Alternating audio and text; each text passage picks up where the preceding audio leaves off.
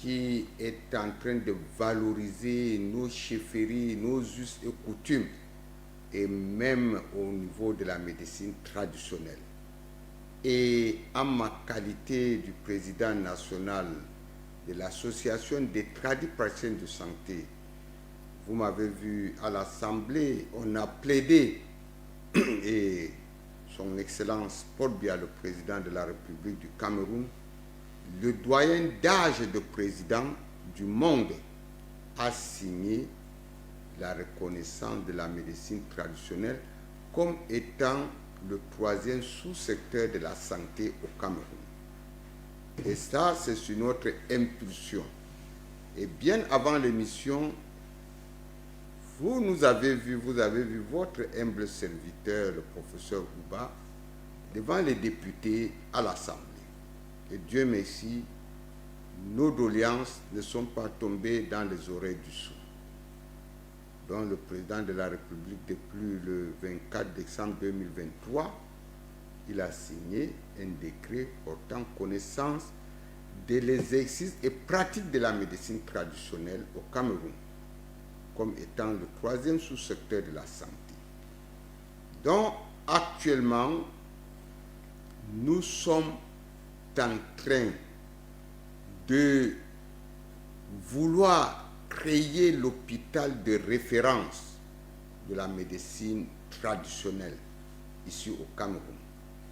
Et c'est imminent à travers l'Association nationale des tradipraticiens de santé.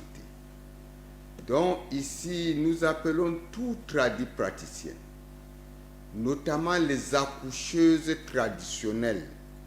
Vous allez voir notre numéro s'afficher tout à l'heure, où les téléspectateurs appelleront pour leurs divers problèmes.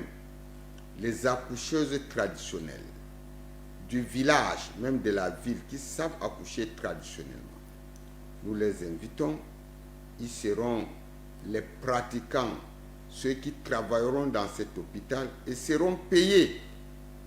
Et seront payés comme les autres corps de médecine.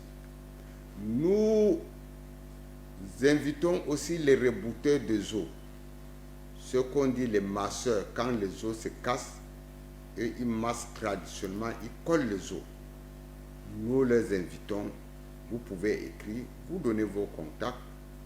Nous invitons aussi les spiritualistes, ceux qui savent traiter les fous, les folies, sans donner peut-être les tranquillisants, sans autre chose, parce qu'il y a beaucoup de nos enfants et de nos gens qui sont au caveau, où on traite de fous, mais qui ne sont pas de fous. D'autres, c'est les drogues.